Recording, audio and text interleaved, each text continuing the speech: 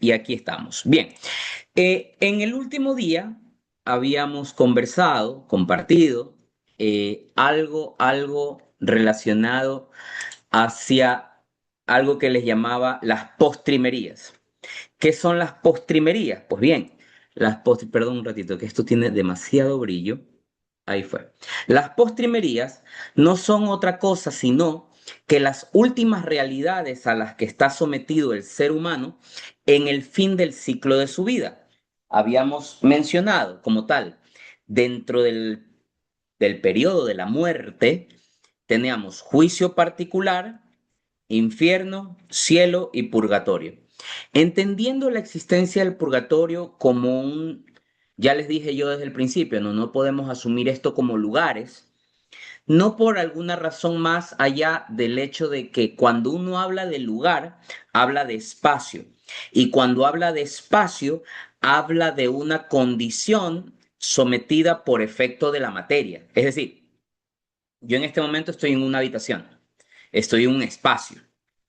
Este espacio es espacio justamente porque está circunscripto a unas dimensiones físicas. Es decir, yo estoy metido dentro de cuatro paredes y un techo, y este es el espacio en el que yo me encuentro. Ese es el lugar en el que yo me encuentro. Pero esto es espacio y lugar justamente porque esto es físico. El lugar es físico. Luego, si el lugar es físico, el lugar está sometido a las leyes de la materia. Con lo cual, cada vez que yo hable del lugar, tengo que pensar en la materia. Pero ¿qué habíamos dicho nosotros allá desde el génesis y de los orígenes de nuestra charla de catequesis? ¿Qué habíamos dicho?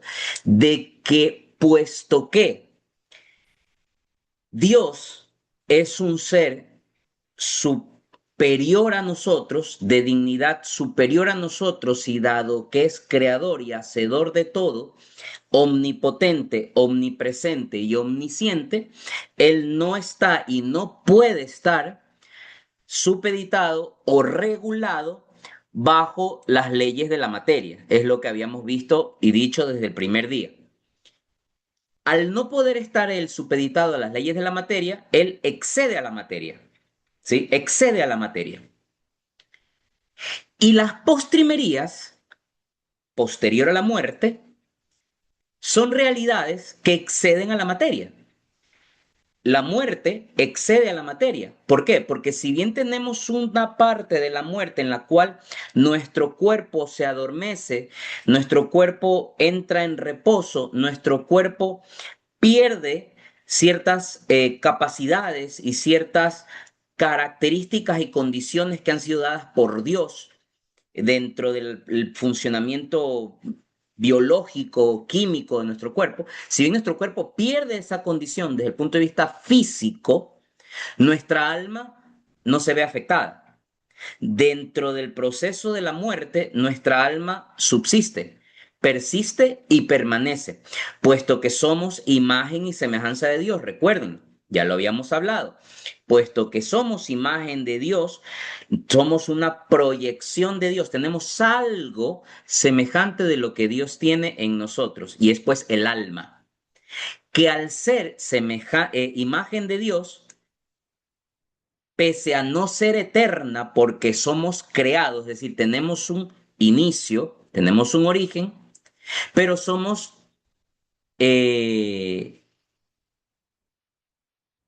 no tenemos un fin. Si somos eternos, los que han visto matemáticas me podrán entender este ejemplo. Aquí está el origen, el cero inicial, aquí está el origen, el cero inicial de nuestras vidas, y luego se va para el infinito positivo. Es decir, es eterno hacia la derecha, eterno hacia adelante. ¿Ok? No tiene fin, pero sí tiene un principio, porque somos criaturas. Al ser criaturas, somos creados.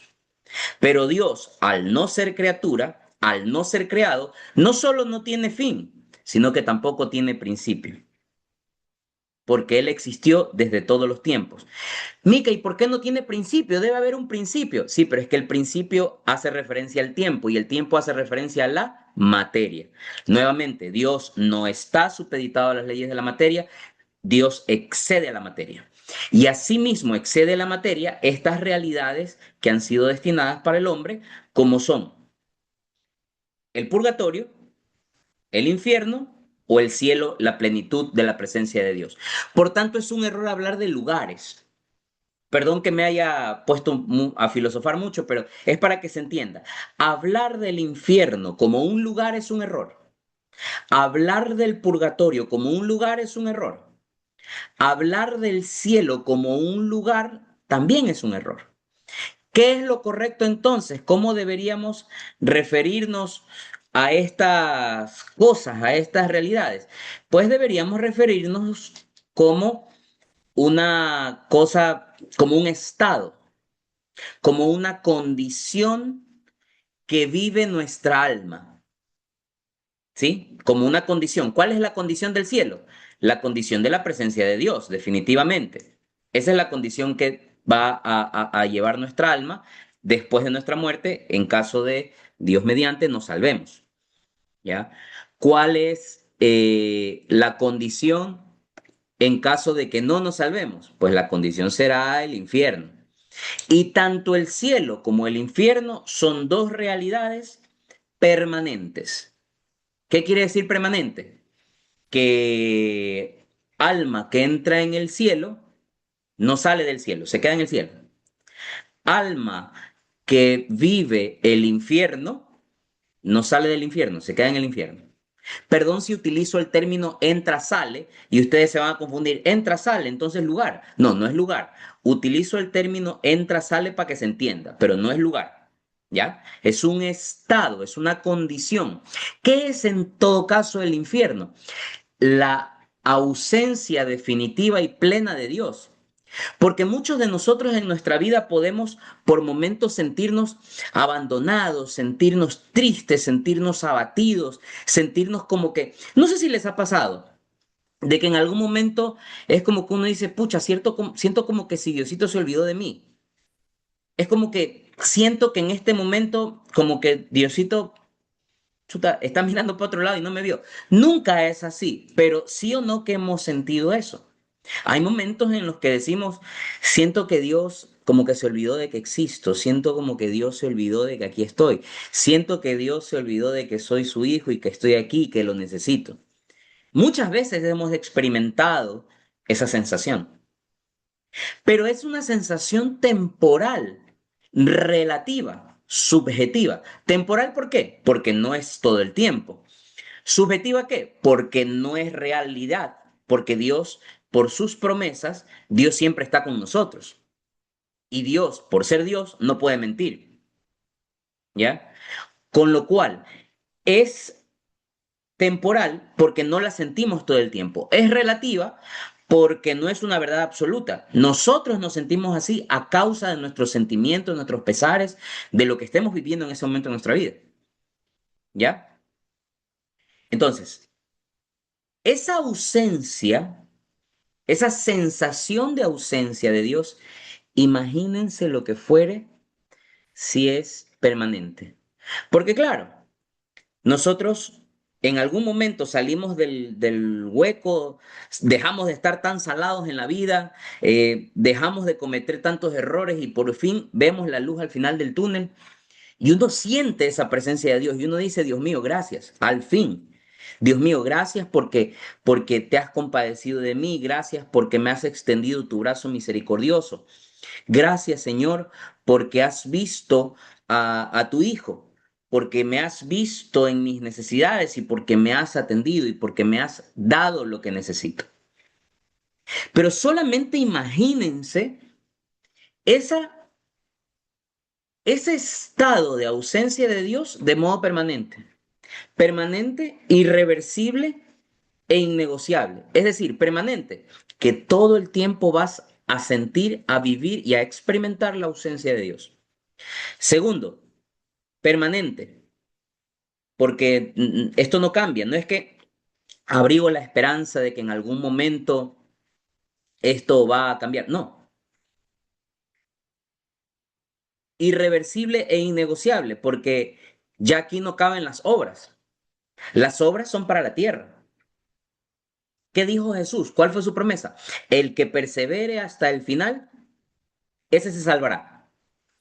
Fíjense que Dios no dijo el que tenga un cuadro de honor, el que consiga tantos trofeos, el que solo acierte y nunca se equivoque. No, el Señor dijo, el que persevere hasta el final, ese será salvo. ¿Ya? Entonces, ciertamente, como Pamela pregunta, las oraciones, ¿qué son las oraciones? Son actos de fe, son manifestaciones del hombre hacia Dios. Por tanto, entran dentro de la categoría de acciones, de obras. Las obras de la gracia, las obras dadas por el amor de Dios. Porque una oración, ¿qué es? Es una comunicación con Dios. Orar a Dios, ¿qué es? Rezarle, pedirle cosas, hablarle, darle gracias, glorificarle, decirle, Señor, hoy no tengo nada que pedirte, pero solo quiero saludarte y saludar tu inmensidad, tu gloria, tu excelsa existencia y darte las gracias porque hoy puedo amanecer y puedo vivir, porque puedo respirar. Esa oración es una comunicación de entre el hombre con Dios que Dios infunde en el corazón del hombre la necesidad de hablarle. Y nosotros, en respuesta a esa gracia de Dios, obramos a través de la oración. Por eso dice Jesús, el que persevera hasta el final, ese será salvo. ¿Qué quiere decir el que persevera hasta el final? Como bien lo decía Pamela, el que obra desde el corazón, el que obra bajo lo que Dios ha pedido en nuestra vida, el que ora, el que persevera, el que lucha, el que no se da por vencido, el que por más veces que se haya caído, siempre está ahí dispuesto a levantarse, dispuesto a pararse, el que no ve derrotada su vida por A o B circunstancia, sino que tiene puesta su esperanza en Dios como único Salvador. Tanto amó Dios al mundo que entregó a su único Hijo para que Él, por nuestra causa, por nosotros y para que nosotros nos salvemos, se subió a la cruz, fue humillado, tratado de lo peor y murió por nosotros. Esas son las obras que Dios hizo para nuestra redención. Ahora, ¿qué faltan? Las obras que por la gracia de Dios nosotros tenemos que hacer, las obras de la ley, para poder perseverar hasta el final y evitar esa ausencia permanente de Dios. Les repito, todos, porque aquí nadie me va a decir que es el ser humano más pleno, dichoso, que nunca ha sentido la falta de ese abrazo de Dios. Todos en algún momento nos hemos sentido abandonados, todos nos hemos sentido en algún momento solos, todos en algún momento hemos sentido como que si Dios se olvidó de nosotros. Imagínense lo que fuera el infierno, si el infierno es no sino la ausencia total, absoluta y permanente de Dios. Qué desesperante. Qué desesperante saber que no se puede hacer nada. No se puede hacer nada para poder revertir la situación. Alguien podría decir, ay no, pero qué feo. Dios es inmensamente misericordioso. Dios es inmensamente bueno. Dudo mucho que haya algún alma en el infierno, porque Dios es tan bueno. Sí, es verdad, Dios es bueno, pero no se olviden que otra de las características de Dios es que Dios es justo. Dios es justo. Dios da a cada quien lo que cada quien merece y ha conseguido. Que tenemos un gran capital de misericordia de Dios, de reserva, por supuesto que sí, pero como todo capital, tenemos que saberlo cuidar. Yo puedo cometer un error, sí. ¿Le puedo pedir perdón a Dios? Sí, hay que hacerlo. Le pido perdón al hermano o a la hermana que ofendí, a mi esposa, a mi hijo, a mi madre, a mi padre, a mi hermana, a mi hermano. Cuando cometo un error, ¿le puedo pedir perdón? Claro que sí, pero cuidado con gastarnos aquella, aquella fuente de misericordia, que no estoy hablando de gastarse porque es una fuente limitada, es infinita. La misericordia de Dios es infinita, pero no se olviden que ¿cómo sería esto? El dispositivo que mide proporcionalmente la misericordia no es Dios, somos nosotros mismos. Porque ¿de qué sirve que yo ofenda a alguien, le pida perdón, pero por dentro me vale un comino y sé que lo voy a volver a hacer? Es más, estoy con toda la predisposición de volverlo a hacer. ¿De qué sirve pedir el perdón? Ah, entonces, y cuando yo pido el perdón, ¿es garantía que no lo voy a volver a hacer? No, no es garantía. De hecho, es muy probable que lo vuelvas a hacer. Pero es distinto que tú vuelvas a hacer algo después de haber puesto todo tu empeño, todo tu afán, todo tu esfuerzo en que no caigas nuevamente en eso y caíste. Pues bueno, no pasa nada. Caíste, levántate. Pero lo que no se puede admitir es la sinvergüencería cristiana de pretender conseguir el perdón cuando no existe la predisposición de poder cambiar y querer ser mejor. El que persevera hasta el final, ese será salvo, dice el Señor. Perseverar no es sinónimo de solo ganar. Perseverar es sinónimo de luchar constantemente, decididamente, permanentemente. Y así que hacemos, evitamos esta desgracia de la ausencia permanente de Dios en el infierno. Sí, como una de las posibles realidades después de nuestra vida. Am, Como les había dicho en la clase anterior, no podemos entender el purgatorio como algo aislado, como algo que está por fuera eh, del cielo. ¿Por qué dices eso, Mickey? Porque una persona que va al purgatorio tiene que tener presente, un alma que va al purgatorio, tiene que tener presente que el purgatorio es un estado temporal, pese a que no hay tiempo, no es eterno. Es decir, no va la persona a estar en el purgatorio para siempre, ¿ya? Va a haber un momento en que esa alma va a salir del purgatorio y va a poder estar en la plenitud de la presencia de Dios. Como dice Hebreos, está establecido que los hombres mueran una sola vez y luego el juicio. ¿A qué juicio se refiere? Claramente no al juicio final, porque el juicio final fue prometido por el Señor a su segunda venida, en la parucía. ¿Qué es la parucía? La segunda venida de Jesús. Cuando Él vuelva a venir otra vez a la tierra, todos los muertos resuciten, el alma se junte con el cuerpo y hay un juicio final. La Biblia habla de juicios finales porque existe un juicio previo. Si no, le llamarían el juicio nada más. ¿Ya? Mientras que en la Biblia, cuando se refiere al término juicio, se está refiriendo al juicio particular, el que viene después de nuestra muerte. Si yo me muero hoy, hoy mismo mi alma pasa a ser juzgada por Dios. Y como dice en la palabra de Dios, está establecido que los hombres mueran una sola vez y luego el juicio.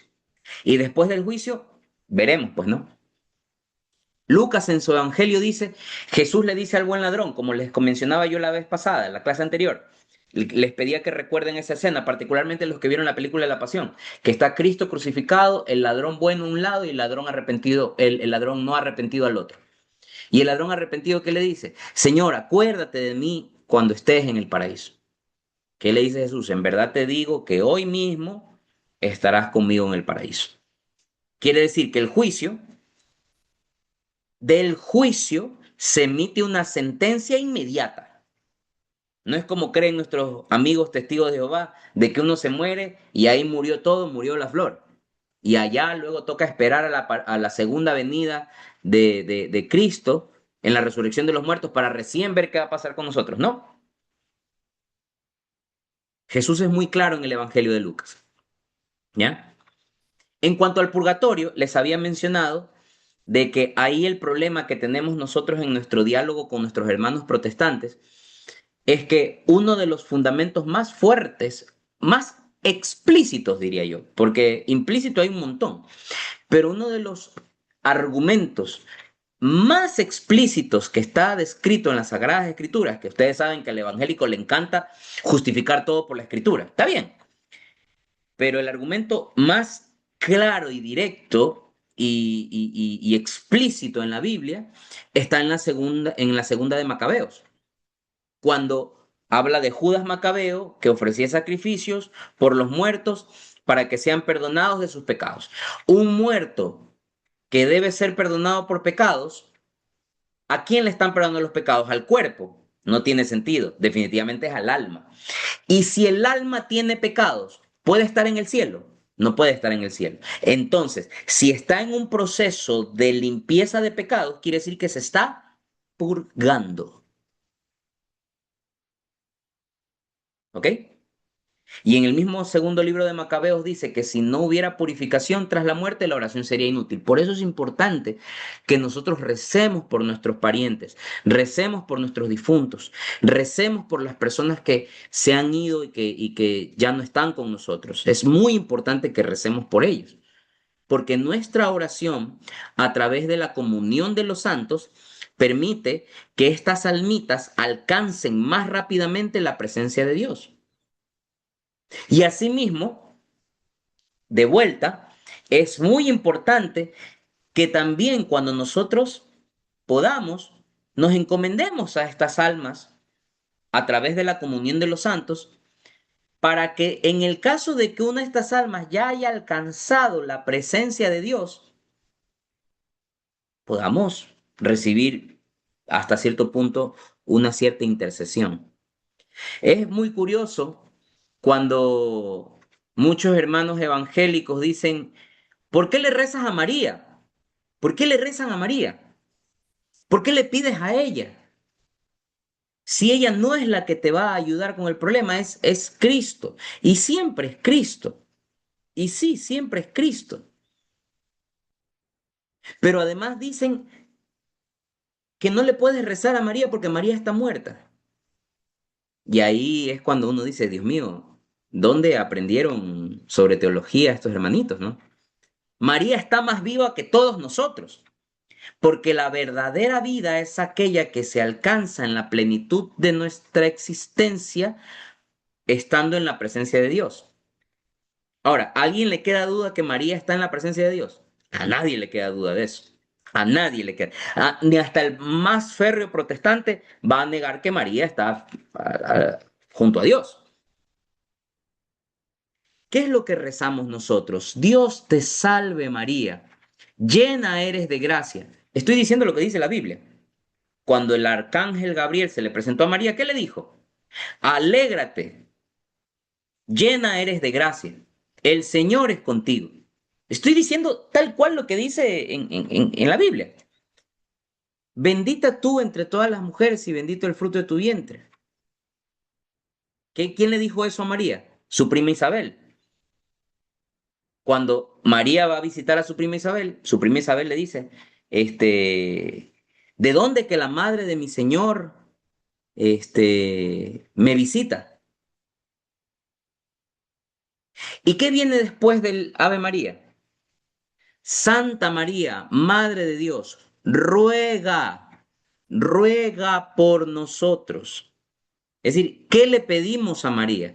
Que ella acoja nuestra oración para que se la lleve al Padre, para que se la lleve a Dios. Ruega por nosotros, ahora y en la hora de nuestra muerte. Amén. Entonces, no hay nada más bíblico, no hay nada más,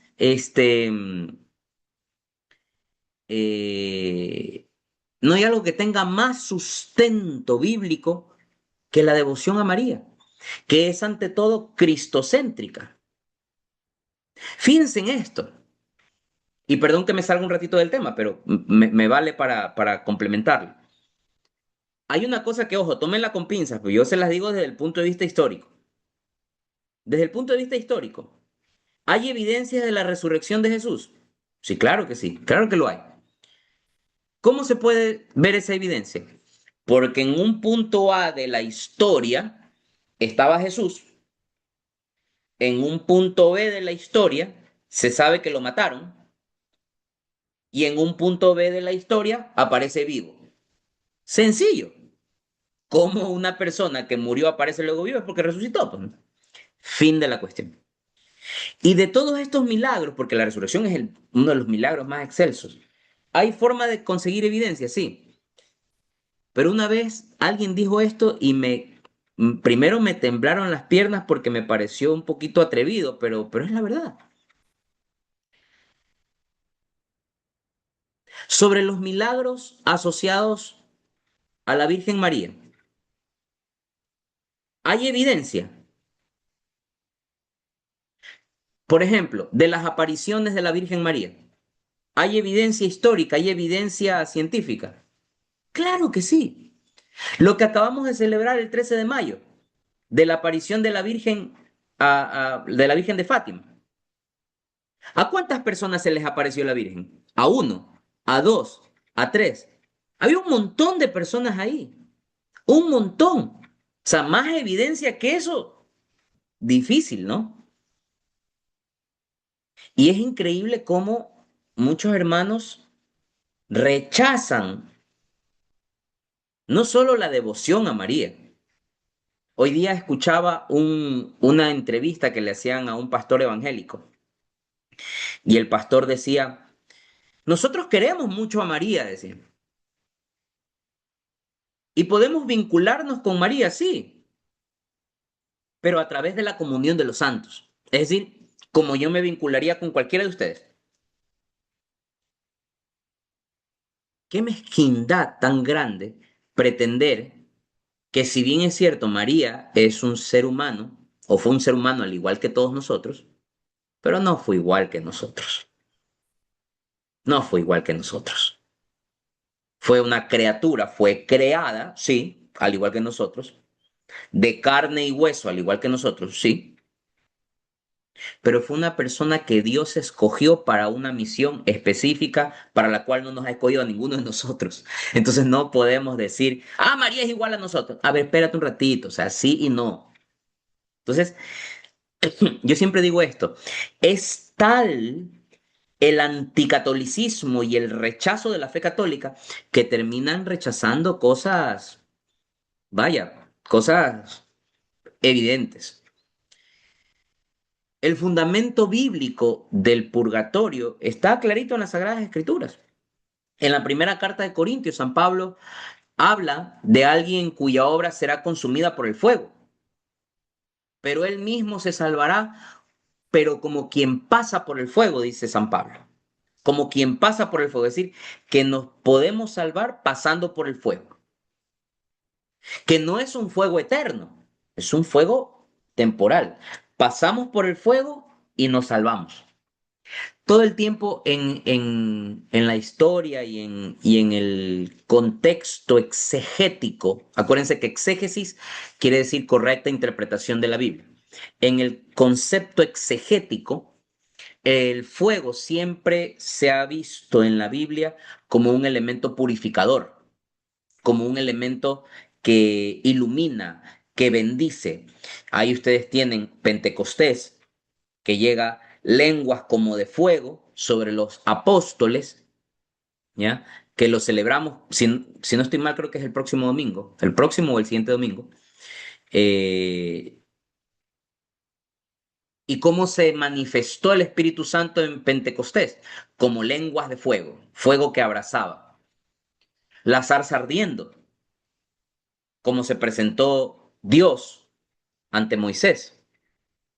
Y en fin, siempre el fuego en la Biblia ha sido mostrado como un fuego purificador, como un fuego que limpia, como un fuego que purga, como un fuego que sana. Y por su parte el infierno, que ya hemos hablado algo de eso, y contrario a lo que muchos quisiéramos incluso, ¿no? De que no, Dios es tan bueno, ¿cómo va a permitir Dios la existencia de un estado para el alma, el cual hay una ausencia permanente, definitiva e irreversible de Dios? Bueno, Mateo en el Evangelio, me parece que es en el capítulo 25, dice, apartaos de mí, malditos, al fuego eterno preparado para el diablo y sus ángeles. ¿Quién dijo eso? Jesús. Apartaos de mí, malditos, al fuego eterno preparado para el diablo y sus ángeles. Es decir, hay, no puedo decir lugar porque me he gastado diciendo que no le digamos lugar, pero hay un estado o una condición que ha sido preparado para el diablo y sus ángeles, es decir, Lucifer, después de haberse rebelado en contra de Dios, junto con sus ángeles. Y allá, dice Jesús, apartados de mí, malditos. Luego en el Evangelio de Marcos, Jesús, hay una parte en la que Jesús habla del Gehenna, que es un lugar donde el gusano no muere y el fuego no se apaga, dice. Donde el gusano no muere y el fuego no se apaga. El fuego no se apaga. Un fuego que no se apaga, imagínense eso. Y también en el Apocalipsis, me parece que en el capítulo 20, dice el destino de aquellos cuyos nombres no están en el libro de la vida. ¿Cuál es el libro de la vida según el Apocalipsis escrito por el evangelista Juan? Es el lugar donde están inscritos los nombres de todas las personas que han sido salvadas por Dios, ¿ya? Entonces, por eso se habla de no están nuestros nombres inscritos en el libro de la vida, ¿ya? En el libro de la vida. Entonces, queridos hermanos, esos son las postrimerías y lo que, para complementar lo que vimos la semana anterior. Ahora quiero hablarles de un tema. Ah, por cierto, ¿hay alguna duda, alguna pregunta, alguna inquietud? Por favor, les voy a pedir un inmenso favor. em, Aquí a la persona que le voy a pedir que active el micrófono, me sale Samsung SMA035, entonces no sé a quién se refiere. Póngale si puede su nombre para al momento de registrar la asistencia, porque yo lo que hago es o tomo asistencia o cuando ya se subo el video, veo los nombres de los que están aquí, ¿no? ¿Ya? Pero aquí no sé quién es. Le estoy poniendo que active el micrófono.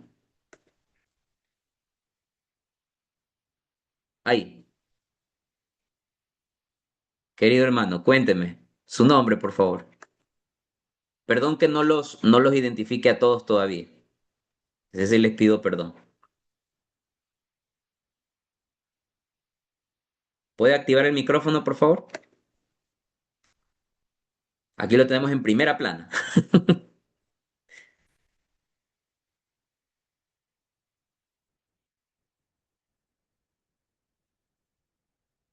¿Alguien sabe el nombre del hermano para poderle cambiar aquí?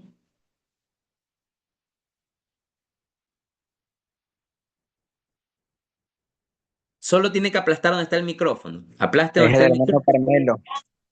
Carmelo. ¿Perdón? El hermano Carmelo. Carmelo. Ok. ¿Carmelo es su nombre, sí? Carmelo. Ok.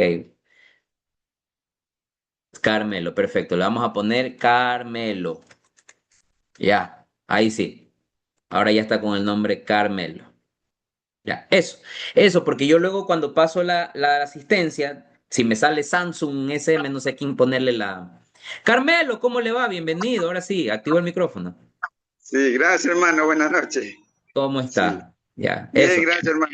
Y Dis- escuchándole su Discúlpeme que presencia. lo haya puesto ahí en primera plana, pero era que no tenía su nombre registrado, entonces ahí ya le puse y ahora ahí sí estamos bien. Ya Bueno, hermanito, gracias. gracias a usted. Ya. A ver, déjeme mutearlo por si acaso. Ya, listo. Entonces. El tema del que les quiero hablar esta noche es sobre la economía sacramental. La economía sacramental. A mí, no sé si ustedes se han dado cuenta, pero a mí me gusta siempre que introduzco algún tema, siempre me gusta enfocarme en el concepto, en la terminología para ser muy precisos, porque si no sabemos de lo que hablamos, es porque no lo definimos correctamente. Lo primero, ¿a qué se refiere la palabra economía? ¿A qué se refiere el término economía? No sé, ¿qué se les viene a la mente? Madeleine, ¿cómo está Madeleine? Cuénteme. ¿Qué se le viene a la mente a usted cuando escucha la palabra economía? Madeleine,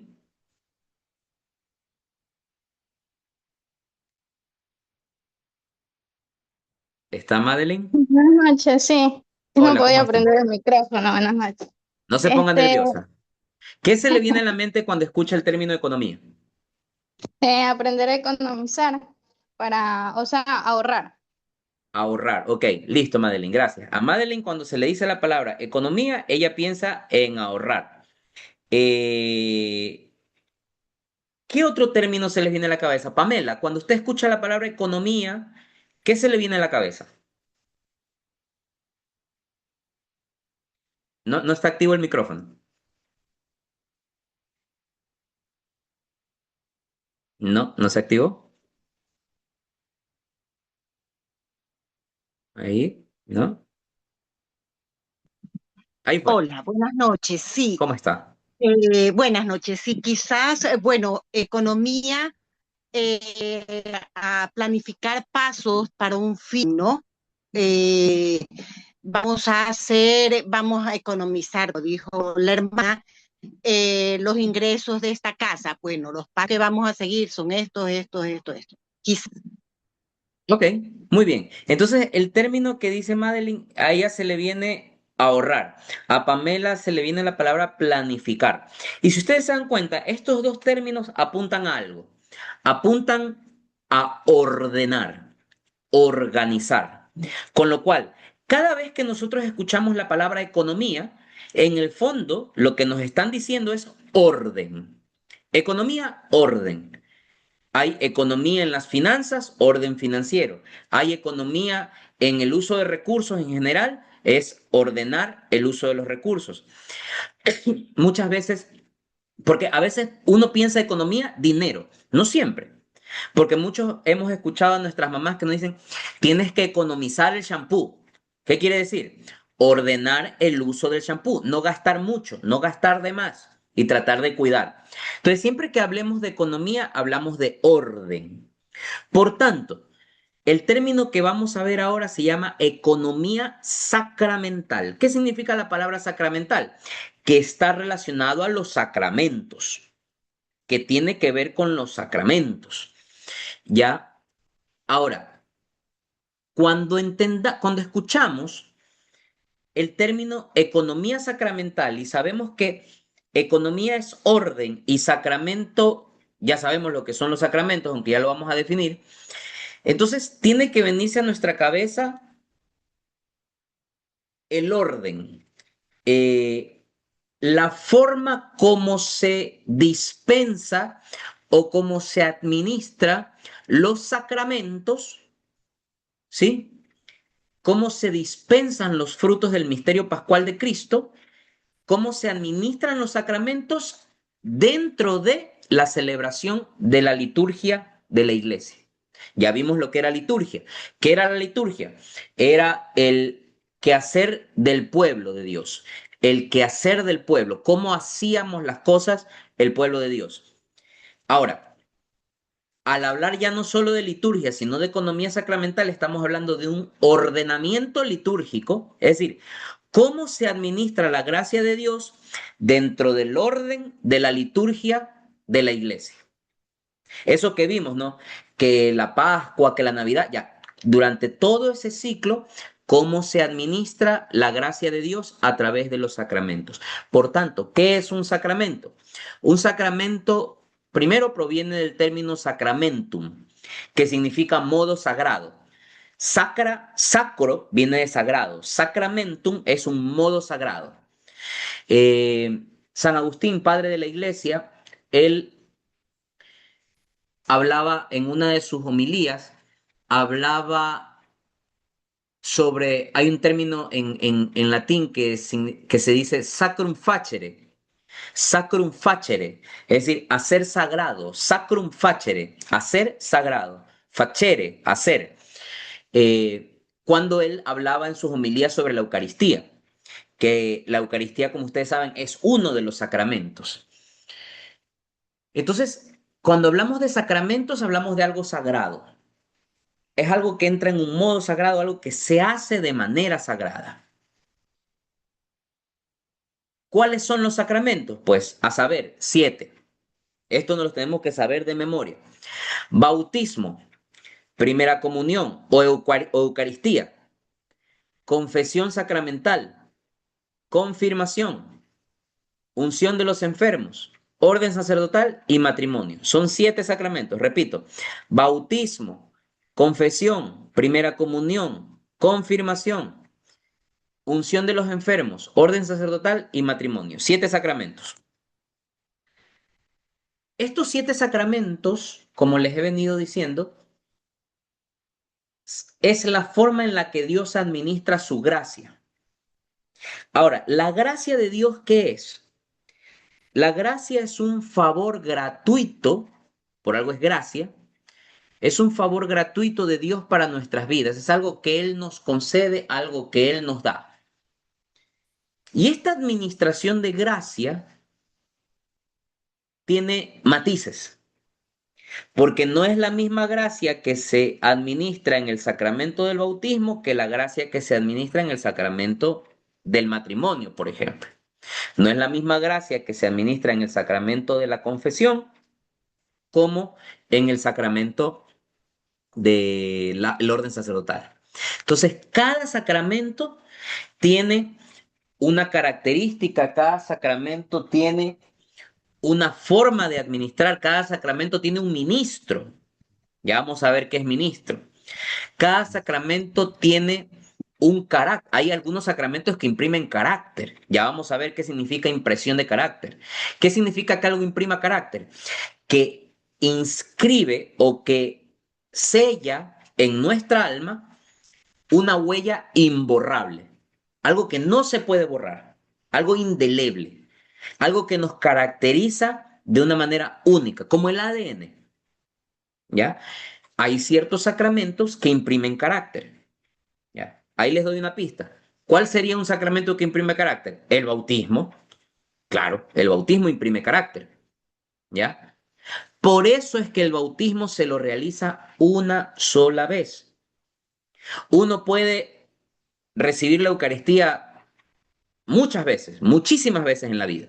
De hecho, se recomienda que uno comulgue cada vez que pueda. Uno se puede confesar toda la vida. Uno puede recibir la unción de enfermos muchas veces, porque cada vez que esté enfermo puede recibir la unción de enfermos. De manera excepcional, uno se puede casar varias veces por la iglesia. Si enviudé, me puedo volver a casar en la iglesia. Si obtuve la nulidad, si mi matrimonio es nulo, puedo volverme a casar por la iglesia. Ya hablaremos de eso. Pero no me puedo bautizar 2 veces, pues. ¿Qué otro sacramento imprime carácter? El orden sacerdotal. El que es sacerdote y muere sacerdote. Puede obtener una dispensa, sí, pero será sacerdote toda su vida. ¿Ya? ¿Qué otro sacramento imprime carácter? La confirmación. Entonces son sacramentos que solo se hacen una vez. Y aquí valga señalar uno de los errores que se cometen en el protestantismo. En el protestantismo, cada vez que nuestros hermanitos se cambian de religión, se vuelven a bautizar. ¿Ya? No sé si ustedes han visto ese caso, de que alguien se hace evangélico, va y se bautiza otra vez. Pregunta, si viene un hermano evangélico y dice, me quiero convertir al catolicismo, me he dado cuenta que estoy mal y quiero abrazar la fe católica. Pregunta, ¿hay que volverlo a bautizar? La respuesta es no. ¿Ya? ¿Cómo podemos estar seguros? Para que un bautismo sea válido, tiene que estar hecho como lo mandó Cristo en la Biblia. Bauticen en el nombre del Padre y del Hijo y del Espíritu Santo. ¿Ya? Si en la congregación evangélica bautizaron a este hermano en agua, obviamente, y lo bautizaron utilizando la fórmula, yo te bautizo en el nombre del Padre, del Hijo y del Espíritu Santo con la triple inmersión, el bautismo es válido. No necesita volverse a bautizar. Ah, pero lo que pasa es que yo vengo de los mormones. Ah, bueno, ese sí tienes que bautizarte de nuevo porque el bautismo de los mormones no es válido. Lo mismo que el bautismo de los testigos de Jehová. Pero siempre es importante, particularmente en los casos de conversiones, preguntar e indagar cómo se bautizó. Porque como el bautismo imprime carácter, no se lo puede estar haciendo una y otra vez. Y aquí yo sé que ustedes son muy pilas, les tiene que haber saltado una duda en la cabeza. Oye, o sea que el pastor evangélico tiene potestad para poder bautizar. La respuesta es sí. Y con esto vamos a hablar del primer sacramento, el sacramento del bautismo. ¿Qué significa el término bautismo? Bautismo viene del término griego baptisein. Baptisein. ¿Qué significa la palabra baptisein en griego? Significa sumergir. Porque básicamente el bautismo, el carácter del bautismo es que nosotros nos sumergimos junto con Cristo en su muerte en el agua, nosotros nos sumergimos con Cristo en su muerte en el agua y al salir del agua resucitamos victoriosos junto con Cristo. Por eso en el credo decimos, Jesucristo descendió a los infiernos y al tercer día resucitó de entre los muertos. Descendió a los infiernos. Ya les expliqué qué significa infiernos, lugar de muertos. Asimismo, nosotros en el bautismo descendemos, nos sumergimos junto con Cristo en su muerte para salir del agua borrados el pecado original, porque ese es el efecto principal del sacramento del bautismo. Nosotros nos sumergimos, por eso se llama bautismo, baptisein, sumergir, nos sumergimos junto con Cristo en su muerte y resucitamos junto con Él como nueva criatura. Esto es lo que se llama nacer de nuevo. Cuando en el Evangelio dicen hay que nacer de nuevo. Y obviamente me parece que el pasaje es con Nicodemo, ¿no? Y Nicodemo dice, bueno, ¿cómo se puede nacer de nuevo? ¿Ya? Lo que se refería a Jesús en esta parte era al bautismo, nacer de nuevo por el agua del bautismo. ¿Ya? Ahora, ¿cuál es el efecto del bautismo? Como les estaba diciendo, el principal efecto es que el bautismo borra el pecado original. ¿Ya? Adicionalmente, los pecados temporales. Por ejemplo, aquí tenemos algunos de ustedes que van a recibir el bautismo. ¿Ya? Los que se van a bautizar, se les va a borrar el pecado original y también todos los pecados temporales que hayan cometido a lo largo de su vida. ¿Y qué creen?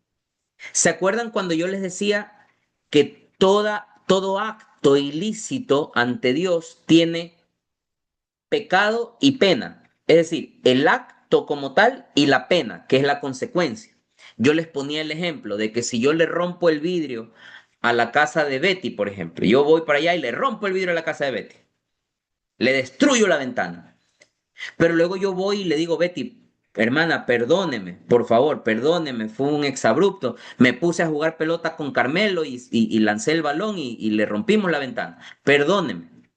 Betty, como es una mujer noble, de buen corazón, dice, está bien, Mike, yo lo perdono. Ya sí, pero ¿quién paga la ventana? Está bien, Betty me perdonó. Ella ya no siente rencor hacia mí y me ha dispensado de ese pecado. Pero la ventana hay que arreglarla. Eso es lo que se llama pecado y culpa, pecado y pena. Cuando uno se va a confesar, ¿qué se borra? El pecado. La pena, no. Por eso es que uno dice, oye, si yo me confieso un minuto antes de morirme, me voy al cielo. Puede ser, pero puede ser que pases por el purgatorio también. ¿Por qué? Porque tienes penas en tu alma. Te perdonaron los pecados, estás libre de pecado, perfecto, pero tienes penas en tu alma que purgar. ¿Ya? ¿Se entiende? Ustedes han escuchado, esto lo veremos más adelante cuando hablemos de la iglesia, el término indulgencia plenaria. Indulgencia en algunos momentos de nuestra fe, del ciclo litúrgico y de nuestra fe cristiana, hay en algunos momentos donde se concede indulgencia plenaria. ¿Saben lo que es la indulgencia plenaria? La indulgencia plenaria es la remisión total de todas las penas cometidas por las personas como parte de los pecados que hemos cometido después del bautismo. Es decir, yo me bauticé cuando tenía 1 año. Voy a cumplir 43 años ahora en junio. Entonces tengo 42 años de pecado de todos los colores y sabores. ¿Me he confesado? Sí, me he confesado. ¿Me han perdonado los pecados? Sí, pero tengo un poco de penas y culpas de los pecados que he cometido. ¿Qué hace la indulgencia? Me borra la culpa y prácticamente quedo 0 kilómetros. ¿Qué hace el bautismo cuando se lo administra a una persona mayor, a una persona adulta? Le borra el pecado original, le borra los pecados que haya cometido hasta ese momento. ¿Y qué creen? Repito, les borra las culpas. Perdónenme, yo siempre pongo este ejemplo un poquito grosero, pues para que se entienda. Es decir, si uno de ustedes se bautiza ¿cuándo es que quedan las fechas? Creo que 12 y 13 de junio, por ahí, ¿no? 12 y 13 de junio quedan. Bueno, si alguno de ustedes se bautiza el 12 de junio, se bautiza por primera vez, por única vez, obviamente, se bautiza. Y al salir de la iglesia, chuta, le da un infarto y se muere. Se va directo al cielo, sin ningún tipo de purgatorio ni nada. ¿Por qué? ¿Tiene penas? No. ¿Tiene pecado? No. ¿Tiene pecado original? No. Entonces, ¿por qué tendría que ir al purgatorio? Se va directo al cielo. Por si acaso, no con esto les estoy diciendo que vayan a virarse el pescuezo ustedes después del bautismo, pues no. O sea, yo les digo en el hipotético para que se entienda nomás, ¿no? Entonces, aprovechen esto los hermanos que van a ser bautizados. Van a quedar 0 kilómetros. 0 kilómetros. Es como que le bajan la máquina y le rebobinan el kilometraje. Van a quedar 0 kilómetros. ¿Con qué intención les digo esto? Bueno, para que ahora sí ahora que son adultos, que tomen una postura y una decisión de vida a cuidarse mucho más de ofender a Dios.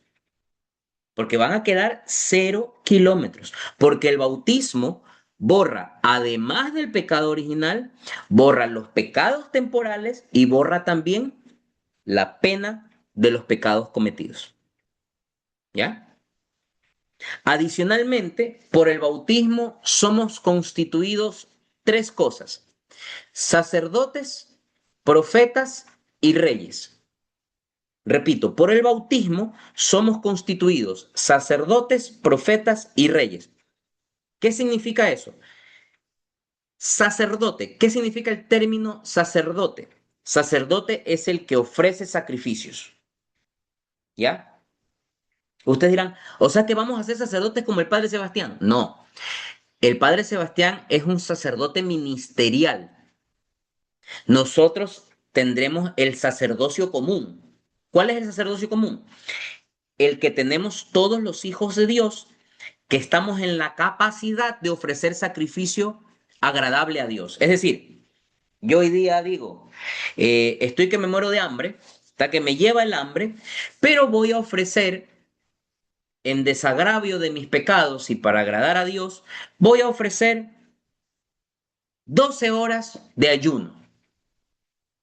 No cuando la intención es bajar de peso, no, eso es otra cosa. No, lo hago con la intención de ofrecérselo a Dios. Ese acto que yo hago, lo hago en méritos de mi sacerdocio común. Es decir, por el bautismo, mi acto de ofrecer sacrificios tiene un mérito. Si no soy bautizado, no tiene mérito. ¿Sí? Con el bautismo somos constituidos sacerdotes, capaces de ofrecer sacrificios agradables a Dios. Somos constituidos profetas. ¿Qué significa que somos profetas? Que vamos a pararnos con la Biblia debajo de la axila, en la esquina, a ponernos a gritar como locos. No, eso no es el profeta. Profeta es el que anuncia. ¿Ya? Evidentemente hay otras categorías de profeta, como el profeta Isaías, como el profeta Jeremías, etcétera, que eran personas que anunciaban algo que iba a suceder. Nosotros por el bautismo nos convertimos en profetas porque estamos llamados a anunciar a Cristo con nuestra vida. Tenemos que anunciar, tenemos que evangelizar. Con el bautismo nos comprometemos a evangelizar. Con el bautismo nos comprometemos a hablar de Dios. Con el bautismo nos comprometemos si estoy en un lugar y veo que la gente está un poquito perdida, pues hablarles de Dios. Evangelizar no es solamente coger la Biblia acá en la yaca y salir a caminar. Evangelizar es estar en el medio en el que nos desenvolvamos, en la oficina, en el trabajo donde estamos. Y no solamente ponernos, a ver, hermanos, vamos a rezar, no, porque muchas veces eso puede incomodar a las personas, sino comunicar a Dios con nuestras vidas. Que la gente diga, oye, este man antes de que se meta a esa catequesis era así medio indio, medio chucky, pero ahora se lo ve más tranquilo, se lo ve más. Esa es la forma de evangelizar con nuestra vida. Que de nosotros las personas puedan decir, oye, este tipo antes de estar junto a Dios era un relajo, ahora ya se lo ve más ordenadito, más encaminadito, porque ¿de qué sirve que comamos santo día y noche, pero nuestras acciones no reflejen nada de lo que nuestra alma dice vivir? Entonces, con el bautismo somos llamados a ser profetas, a comunicar, principalmente con nuestra vida, a comunicar a Dios con nuestras vidas. Repito, esto no quiere decir que vamos a estar hablando de Dios todo el día. Quiere decir que nuestros actos comunican a un Dios vivo en nosotros. Que no somos perfectos, que cometemos errores, que somos un desastre, pero que como auténticos hijos de Dios siempre nos paramos. Si tenemos que reconocer un error, lo reconocemos. Si no lo tenemos que reconocer, pues no lo reconocemos y punto. Pero actuar con caridad cristiana. Esa es la principal consecuencia de haber sido constituidos profetas, anunciar con nuestra vida a Dios. Y reyes, somos constituidos sacerdotes, profetas y reyes. ¿Por qué somos constituidos reyes? Porque con el bautismo estamos llamados a formar parte del reino de Dios. Con el bautismo somos llamados al reino de Dios. Con el bautismo formamos parte del cuerpo místico de Cristo, que es la iglesia. Con el bautismo nos convertimos en hijos adoptivos de Dios. Oye, o sea que antes del bautismo Dios no es nuestro Padre. Siempre Dios es nuestro Padre. Pero una cosa es que tenemos el vínculo porque Dios nos creó y otra cosa es porque nosotros lo reconocemos como Padre. ¿Se entiende? Yo puedo tener un papá, pero si yo no lo reconozco como papá, no le doy el respeto que tiene mi papá, no honro a mi padre, ya, ese es el efecto del ser bautizado. Uno, al ser bautizado, al convertirse en hijo de Dios, ahora sí en hijo de Dios, nosotros reconocemos a Dios como nuestro Padre y vivimos como tal. Por tanto, somos convertidos en sacerdotes porque nos unimos al sacerdocio de Cristo y con este sacerdocio común podemos ofrecer sacrificios agradables a Dios. Segundo, somos constituidos profetas porque somos anunciadores de Dios. Y tercero, somos reyes porque participamos de la gloria de Dios. ¿Ya? Y con esto, en el bautismo, recibimos las tres virtudes teologales que por excelencia se nos da por la gracia de Dios, que son la fe, la esperanza y la caridad. Y además de todo eso, recibimos los 7 dones del Espíritu Santo, que no se los voy a explicar ahora, se los explicaré en la confirmación, cuando veamos confirmación. Porque en la confirmación volvemos a recibir los dones del Espíritu Santo, entonces se los voy a explicar cuando veamos confirmación. Pero por ahora, ¿qué recibimos? El sacerdocio común, nos convertimos en profetas, en reyes, en hijos legítimos de Dios y recibimos las virtudes teologales, la fe, la esperanza y la caridad, además de los dones del Espíritu Santo. Y recuerden, como les decía hace unos minutos, ya vamos a ir terminando, que ya lo veo medio con carita de cansado.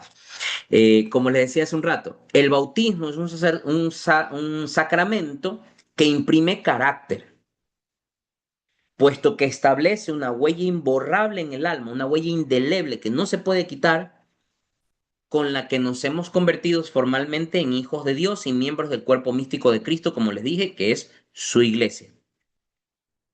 Por tanto, esa es la razón por la cual les decía que el bautismo se recibe una sola vez. ¿Ya?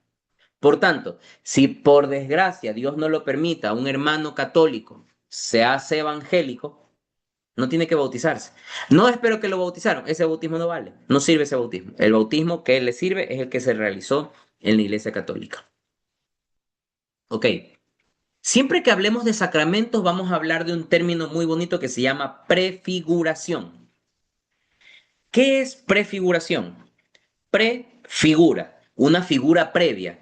Es decir, cuando hablamos de la prefiguración de un sacramento, hablamos de cómo el sacramento fue anunciado, porque acuérdense que los 7 sacramentos son del Nuevo Testamento. Ustedes miran, oye, pero el matrimonio ya existía en el Antiguo Testamento. Sí, pero Cristo le dio un carácter distinto. Así como el bautismo también existía, Cristo le dio un carácter distinto. No es el bautismo que recibimos nosotros el mismo bautismo de Juan el Bautista. Ojo, el bautismo que recibimos nosotros no es el mismo bautismo que administraba Juan el Bautista. Y ya se van a dar cuenta por qué.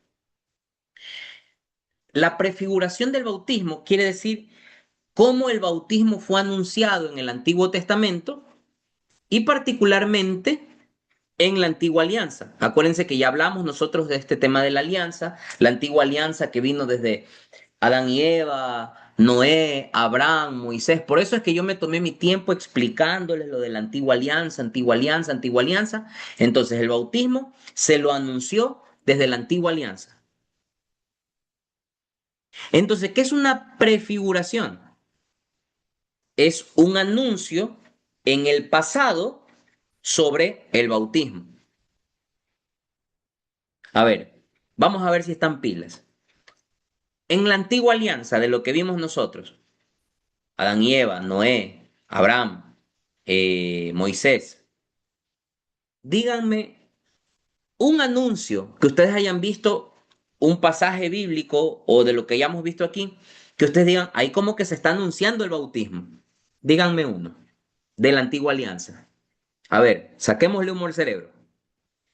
Recuerden cuando nosotros hablamos de Adán y Eva, luego de Noé, luego de Abraham, luego de Moisés, y que Dios establecía un pacto con cada uno de ellos y establecía una alianza, y esa la conocemos como la Antigua Alianza. ¿En cuál de todos estos eventos pueden ver ustedes uno? Hay algunos, pero díganme uno.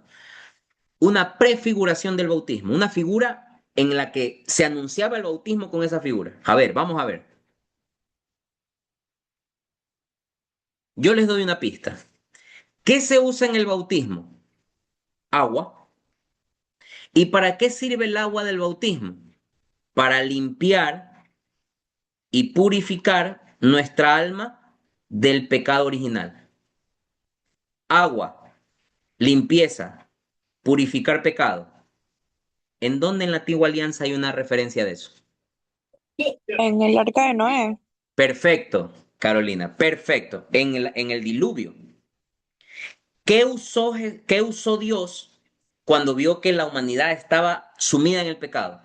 Usó agua con la cual purificó toda la tierra y limpió a toda la humanidad del pecado que en ella había.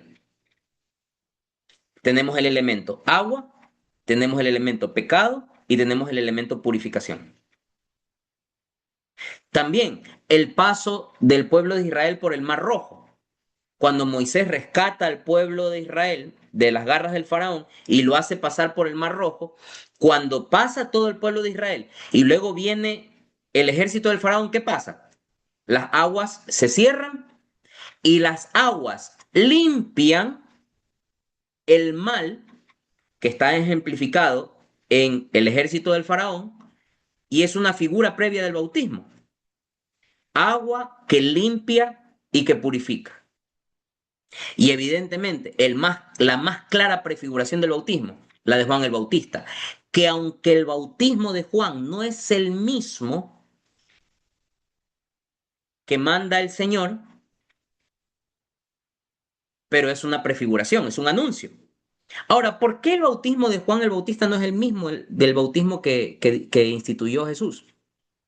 Primero, porque el bautismo de Juan el Bautista, ¿para qué era? Era un bautismo regeneracional simplemente para perdón de pecados. Nada más. No tiene nada que ver con el pecado original. Y porque además el pecado original, para que el bautismo borre el pecado original, era necesaria la muerte y resurrección de Cristo. Y eso todavía no había pasado cuando estaba Juan el Bautista. Y es más, Juan el Bautista, que era profeta, tan consciente es de que cuando Jesús le pide a Juan el Bautista que lo bautice, ¿qué le dice Juan el Bautista? Oye, espérate, ¿cómo me vas a pedir que yo te bautice? Antes tú deberías bautizarme a mí. ¿Y qué le responde Jesús? Silencio, hermanito, y cumpla con lo que le estoy pidiendo. Y cuando Juan el Bautista lo bautiza, ¿qué dice el Evangelio que pasa? Que se abren los cielos y una voz desde lo alto que dice, este es mi Hijo amado, en quien me complazco. ¿Sí? Entonces, es una figura previa del bautismo, sí, pero no es el mismo bautismo que recibimos nosotros, porque el bautismo que recibimos nosotros es un bautismo para borrar el pecado original. Y con esto termino. Como el bautismo significa sumergir, baptizein, hay una sumersión. El rito original, el rito propio, el principal del bautismo, se hace con una triple sumersión. Es decir, aquí está la persona y se la sumerge en un lago, en una piscina o lo que sea. Yo te bautizo en el nombre del Padre, uno, del Hijo, dos, y del Espíritu Santo, tres. Así es la forma tradicional. Alguien dirá, oye, Mickey, pero en las iglesias no hay un lago, más bien en los protestantes yo he visto eso, ¿sí? En la iglesia lo que hay es, por practicidad, una pila bautismal, pero siempre hay la triple inmersión o la triple aspersión. ¿Cómo es la inmersión? En el nombre del Padre, del Hijo y del Espíritu Santo. Tres veces sumergida la persona. O tres veces la aspersión. Yo te bautizo en el nombre del Padre, que el sacerdote deja caer un poquito de agua bendita primero, del Padre, luego del Hijo por segunda vez y luego del Espíritu Santo. El rito es igual y perfectamente equivalente y válido en las dos formas, sea por sumersión o baño, ¿ya?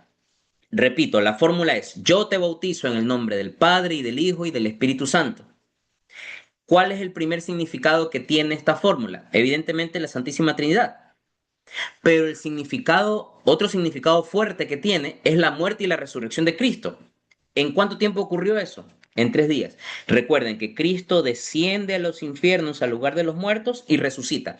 Y nosotros por el bautismo nos sumergimos en la muerte de Cristo junto con Cristo y resucitamos a la nueva vida. ¿Desde cuándo la iglesia bautiza? Desde Pentecostés, cuando vino el Espíritu Santo sobre los apóstoles y ellos encontraron la valentía para salir, porque al principio acuérdense que cuando Cristo resucitó ellos estaban escondidos, estaban con miedo. Luego, cuando llega el Espíritu Santo sobre ellos, no hubo más miedo y a partir de ellos empezaron a cumplir con la comisión encomendada por Cristo. Vayan y hagan discípulos míos en toda la tierra, bautícenlos en el nombre del Padre y del Hijo y del Espíritu Santo. ¿Ya? Y las dos últimas cosas. Seguramente ustedes encontrarán por ahí la polémica famosa de ¿se bautiza a los niños o se los bautiza cuando ya son adultos? ¿Ya? ¿Qué enseña la tradición con T mayúscula mediante el magisterio de la iglesia? Que se debe bautizar desde bebés. ¿Por qué? Por una sencilla razón de sentido común y elemental. ¿Cuál es el efecto principal del bautismo? Borrar el pecado original. Ok. Con pecado original, ¿nuestra salvación corre riesgo? Claro que sí. Si nosotros tenemos el pecado original en nuestra alma, corremos el riesgo de no salvarnos. Estamos claros, ¿verdad? Si nosotros tenemos el pecado original, corremos el riesgo de no salvarnos. Pregunto, ¿qué padre o qué madre a sabiendas que cualquier cosa puede pasar, su hijo se puede morir en algún momento, ¿qué padre o qué madre que tiene su corazón puesto en el Señor le negaría a su hijo el sacramento del bautismo a temprana edad? Si sabiendo que el sacramento del bautismo le va a quitar el pecado original y eventualmente lo podría llevar al cielo. Sentido común. Segundo, en la Biblia se comenta que se bautizaba a los niños. Claro que sí. En el libro de los Hechos de los Apóstoles narran que los apóstoles iban y bautizaban a familias enteras. Y cuando se habla de familias enteras, ¿de qué se habla? Se habla de mamá, papá, abuelito, abuelita, hermano, hermano, hijo, hija, bebé, lo que sea. Familias completas. La Biblia nunca excluye a los niños del bautismo. Este es otro de los errores de nuestros hermanos protestantes, aunque no todos los protestantes están en ese error.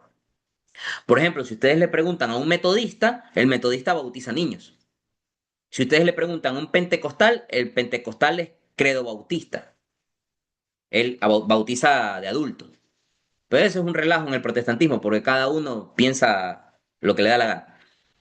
Ya, en la Iglesia Católica se pide, se recomienda, se manda a bautizar a nuestros niños. ¿Quién puede bautizar? Y con esta pregunta nos despedimos. ¿Quién puede bautizar? ¿Quién es el ministro? ¿Quién es el ministro del sacramento del bautismo? Cada vez que yo diga ministro de un sacramento, es la persona que lo administra, es decir, el que bautiza. ¿Quién bautiza ordinariamente? ¿El sacerdote o el diácono? ¿Quién puede bautizar, además del sacerdote o el diácono? Ustedes pueden bautizar. Yo puedo bautizar. La respuesta es sí. ¿Qué pasa si en una situación de emergencia, estamos en una montaña elevado a 2500 metros de altura? Estamos en una expedición, Carmelo y yo. Estamos ahí hechos los aventureros, trepados en el Chimborazo. Y yo le digo, Carmelo, ¿sabes qué? Yo no soy bautizado. No me he bautizado. Y siento que me voy a ir. Siento que me estoy sintiendo mal y siento que me voy a morir. Pregunta, ¿me puede bautizar Carmelo? Por supuesto que sí. Por supuesto que sí. En casos de emergencia, cualquier persona, incluso no bautizada, puede bautizar. ¿Cuál es la única condición que se debe cumplir para que ese bautismo sea válido? Que se lo realice con la misma intención que lo mandó Cristo y que se lo realice con la misma intención de la Iglesia y bajo la fórmula establecida por Cristo. Es decir, yo te bautizo en el nombre del Padre y del Hijo y del Espíritu Santo. Amén. Fin. ¿Es válido ese bautizo? Sí, señor, es válido. ¿Qué pasa si luego nos bajamos del Chimborazo y yo me salvo? ¿Tengo que bautizarme de nuevo? No. ¿Puedo ir donde un sacerdote? Sí. A decirle, ¿sabe qué? Mire, me pasó esto, yo estuve en peligro de muerte y mi hermano Carmelo, muy bueno, me bautizó. Y el sacerdote lo que únicamente puede hacer es reconocer el bautismo. No te vuelve a bautizar. No te vuelve a bautizar, porque no se puede bautizar dos veces. Acuérdense que el bautismo imprime carácter. Entonces, el sacerdote lo único que hace es reconocer ese bautismo. ¿Ya? ¿Qué pasa si una persona quiere ser bautizada? Está con toda la intención de ser bautizada. Quiere ser bautizada. Anhela ser bautizada. Y antes de llegar al bautismo, se muere. Lo matan o lo que sea. Existe dentro de la doctrina cristiana algo que se llama bautismo de sangre o también llamado el bautismo de deseo. El bautismo de sangre más bien está categorizado para aquellas personas que mueren mártires. Por ejemplo, alguien que muere defendiendo la fe, pero que no es bautizado. Entonces recibe el bautismo de sangre, porque pese a que no recibió el bautismo, pero murió defendiendo la fe cristiana. Entonces recibe el bautismo de sangre. Y el bautismo de deseo está categorizado o catalogado para aquellas personas, como les venía diciendo, que desean ser bautizadas, que quieren ser bautizadas, que anhelan ser bautizadas, que están buscando el bautismo y no lo logran porque mueren antes. Entonces, estas personas reciben el que se conoce como bautismo de deseo. Entonces tenemos bautismo ordinario, bautismo de sangre y bautismo de deseo. Y dentro del bautismo ordinario tenemos al ministro ordinario, que es el sacerdote o el diácono o el obispo, y tenemos al ministro extraordinario, que puede ser cualquiera de nosotros. En la próxima clase, que sería el lunes próximo, terminamos el tema de bautismo, porque todavía faltan un par de cositas, y avanzamos con los otros 6 sacramentos. ¿Tienen alguna duda, inquietud, comentario, pregunta? ¿Algo que no les haya quedado claro? ¿No? Pamela, dígame. Hermano, yo he pedido mi certificado de bautizo en la catedral, Ujú. pero no aparezco por ningún lado. A mí me bautizaron como de unos 7 añitos. Yo me acuerdo que me bautizaron, o sea, pero no encuentran. Me dijo el vicario, sí, que yo le tengo que informar al padre que yo sí me bauticé, pero que no me pueden extender el certificado de bautismo y que me pecado que me vuelva a bautizar. A ver, vamos a explicar bien eso. ¿Cómo se hace? Cuando yo estoy Ujú, convencido que fui bautizado, yo tengo claro que fui bautizado, pero no ujú. tengo la fe de bautismo, que es el documento que certifica que fui bautizado.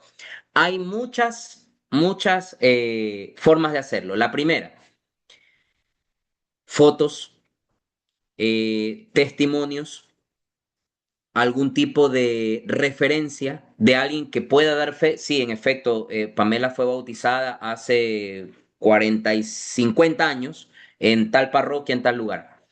La siguiente forma es, si no se encuentra en ninguna de esas, recurrir a la parroquia, a la iglesia donde fue bautizada. Si aún así no tienen registros, si aún así no tienen registros, se recurre a la catedral, que es donde usted ha ido. Y la catedral tiene la potestad de emitir esa fe de bautismo. Y si mismo así no logran identificar, no tienen registros ni nada, y si usted está plenamente consciente que fue bautizada, hay dos posibilidades. La primera es hablar con el sacerdote, con el padre Sebastián, y evidentemente manifestarle esto. O la segunda es algo que se llama el bautismo de condición. ¿Cuál es el bautismo de condición? Como el bautismo solo se puede hacer una vez, ¿qué es lo que hace? Usted va y le dice, vea Padre Sebastián, yo estoy segura que me bauticé a los 7 años, pero no tengo ni foto, ni video, ni evidencia. Es más, el curita que me bautizó ya se murió, la parroquia donde que me bauticé ya se vino abajo, ya no existe nada, ¿ya? Entonces, ¿qué es lo que hace el sacerdote? Muy bien, para prevenir posibles confusiones o posibles ausencias del sacramento, él hace el rito del sacramento del bautismo con usted y pronuncia la siguiente fórmula. En caso de que no haya sido bautizada, yo te bautizo en el nombre del Padre y del Hijo y del Espíritu Santo. Si ya fuiste bautizada, queda este sacramento invalidado. Entonces se llama el bautismo por condición. Es decir, cuando no hay seguridad de que se realizó el bautismo, se hace el bautismo por condición. En el caso suyo es un poco distinto porque usted está convencida que fue bautizada. Usted está convencida, ya. Entonces, simplemente hay que hablar con el padre Sebastián, comentarle de la situación, porque también el tema ahí es que por fines documentales, en la parroquia tiene que haber una fe de bautismo. Entonces ahí lo que hay que hacer es hablar con el padre, generar la fe de bautismo y ya quedaría su expediente en la parroquia del padre Sebastián, pues, ¿no? Pero todas estas posibilidades existen, ¿no? El caso suyo se enmarca en el que estoy 100% segura que me bautizaron, solo que no tengo evidencia y no tengo cómo mostrarlo. Ya. Ese sería el caso, simplemente hablar con el padre. Si gusta, yo igual voy a hablar con él, se lo voy a comentar para que ya sepa del tema y ya simplemente en su momento, porque él tiene que entrevistarse con cada uno de ustedes antes, ¿no?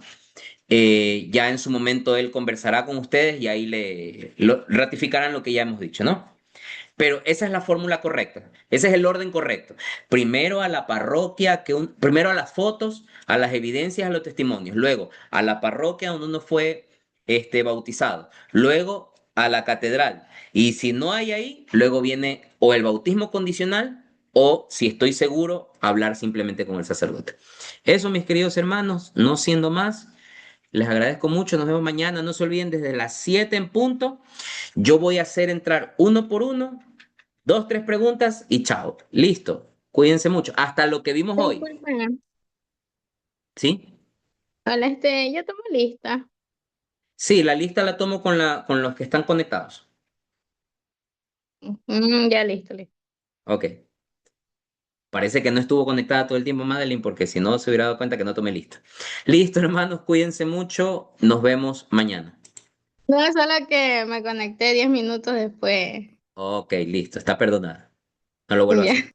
Chao. Hermano, una Dígame. pregunta.